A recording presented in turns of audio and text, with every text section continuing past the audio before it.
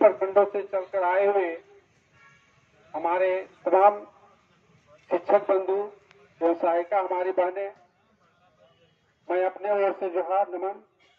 और इसके साथ साथ हमारे प्रदेश के नेतृत्वकर्ता,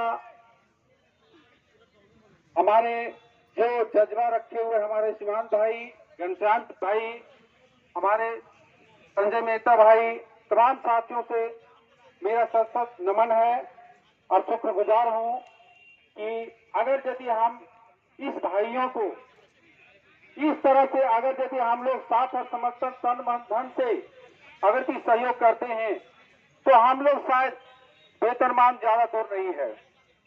दोस्तों, मैं कहना चाहता हूं कि यह जो हम लोग 22 अगस्त से जो आंदोलन का अनशन का उद्घाटन किए हैं और हम लोग जो सरकार के बीच जंग छेड़े हैं, ये सोचने और समझने का ऐतिहासिक चीज है। दोस्तों, आपने देखे कि जब मेरा ये झारखंड राज्य अलग हुआ तो हम नौजवानों को या एक उम्मीद जगी, आशा जगी कि शायद हम लोग का रोजगार की प्राप्ति होगी। झारखंड राज्य अलग होने के बाद तमाम नौजुवकों को पारा शिक्षक के रूप में अपने ग्राम में ग्राम समिति बना करके हम लोग को चयनित किया गया और मात्र 1000 रुपया से हम लोग को मानदेय के रूप में दे करके और हम लोग को चयन किया गया। मैं दोस्तों यह कहना चाहता हूं, यह एक मुख्य बिंदु है। मैं एक उभरता हुआ मेरा प्रश्न है कि आप सोच सकते हैं, हम लोग इस धरती, इस जमीन, इस गांव की रहने वाले हैं, जो हमने 1000 रुपया से अपने ग्राम बच्चों को, अपने नौनिहालों को शिक्षा देने के काम किए और आज तक हम लोग का भविष्य जो है इसको गढ़ने का काम सरकार नहीं कर रही है।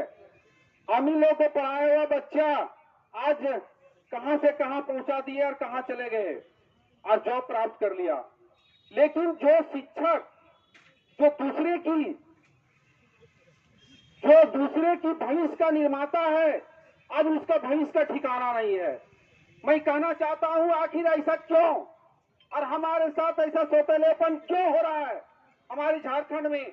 आज हम लोग शिक्षक हैं, शिक्षक की मर्यादा की हैसियत से तमाम लोग तांत्रिक ढंग से मैं विधिवत अनशन पर बैठ रहा हूं, हवन कर रहा हूं, मुंडन कर रहा हूं या वृक्षारोपण जो है अपना कर रहे हैं, भिक्षाटन कर रहे हैं।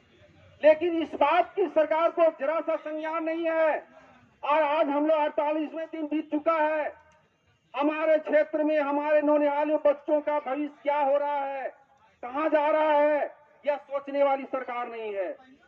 आपने देखे होंगे, आपने सुन रहे हैं, आपने जान रहे हैं कि यह सरकार, हेमंत सरकार को बनाने में कितना अहम भूमिका हम लोग निभाए हैं। दोस्तों, जब सरकार का हम लोग लाने का काम किए, कुर्सी देने का काम किए, तो आज वह वादा खिलाफी कर रही है हम लोग के साथ और वो अपने बातों से हट रही है। दोस्तों, इस बात को जानने की बात है कि यह सरकार अपने घोषणा पत्र में बोले थे कि हमारी सरकार बनने के बाद 3 महीने के अंदर मैं आप लोग को वेतनमान दूंगा।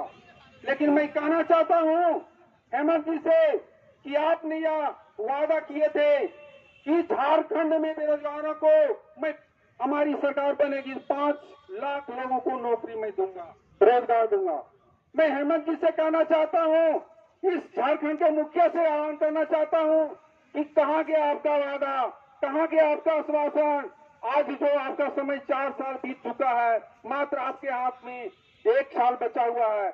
आपने अगर डायरेक्ट नियुक्ति करती है, विदाउट परीक्षा का नियुक्ति करती है, फिर भी आप लोगों को 5 लाख रोजगार नहीं दे सकते हैं। आपने झूठी वादा करके अपने आश्वासन को प्राप्त किए, अपने गति को प्राप्त किया। मैं कहना चाहता हूं इस मुख्यमंत्री से कि अगर भी नैतिकता आपके अंदर है, अगर भी आपने इस नैतिकता को पहचानते हैं और आप लोकतांत्रिक ढंग से अपने शासन व्यवस्था को कायम में रखना चाहते हैं, तो आपको इस पद से त्याग पत्र दे देना चाहिए, आपको बर्खास्त हो जाना चाहिए। आपने बोले थे कि मैं संन्यास ले लूंगा अगर जी 5 लाख लोगों को रोजगार नहीं देंगे झारखंड में, तो मैं वादा करता हूं कि राजनीति से मैं संन्यास लेगा। मैं वही कहना चाहता हूं, वही पुनरावृत्ति उनके बातों को मैं दोहराना चाहता हूं। कहां गया आपका वादा, आश्वासन, कहां गया आपका वादा, कहां आपने रोजगार दे? या मैं अपने दोस्तों साथियों से यह निवेदन करना चाहता हूं कि अब समय वो नहीं रह गया है। अब सरकार के साथ हम लोग करो या मरो की नारा हो गया है, यार पार की लड़ाई होगी। अब तीसरे चरण से हम लोग गुजर रहे हैं, लेकिन अभी तक जितने अभी मंत्री है, मुख्यमंत्री है, पदाधिकारी है, किसी के संज्ञान में नहीं आ रहा। सोचने वाली बात है, जिस स्टेट से हम लोग अलग हुए हैं, जो बिहार से हम लोग अलग होकर के एक नए राज्य का स्थापना किए, एक नए राज्य बना, जो कि वहां की व्यवस्था से सबसे अच्छा यहाँ की व्यवस्था होनी चाहिए।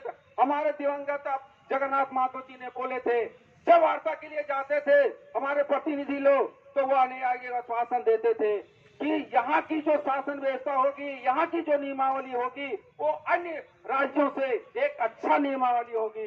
लेकिन वह दिन कहाँ चला गया, वह बात कहाँ चली गई? आज हम लोग उस आशा में बैठे हुए हैं कि जो हमारे जिस राज्य से हमने जो अलग हुआ, वो अभी देखिए 44,000, 35,000, 36,000 का एक वेतन पा रहे हैं, वो भी मानते नहीं, वेतन पा रहे हैं और वो सुदृढ़ हो गया। आज एकदम डायरेक्ट लिखा हुआ हमारे सर्टिफिकेट में कि सहायक शिक्षक बनने योग्य हैं। सारी चीज जितने भी प्रक्रिया है फुलफिल मैं कर रहा हूँ। फिर भी सरकार के यह सोचने की बात है कि आपने कहाँ सोए हुए हैं, आपने यह विधि व्यवस्था कहाँ चली गई है।